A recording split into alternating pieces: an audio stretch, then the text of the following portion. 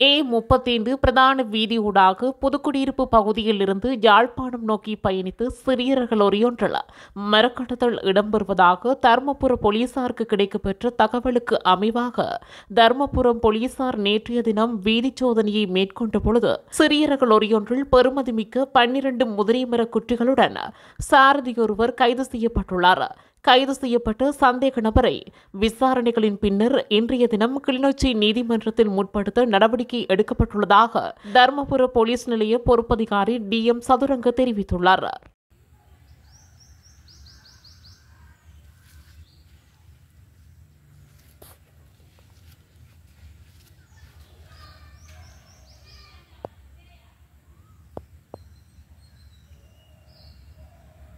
இதுபோன்ற செய்திகளை உடனுக்குடன் அறிந்து கொள்ள தமிழ் பிளஸ் யூடியூப் சேனலை மறக்காம சப்ஸ்கிரைப் பண்ணுங்க, கமெண்ட் பண்ணுங்க, ஷேர் பண்ணுங்க.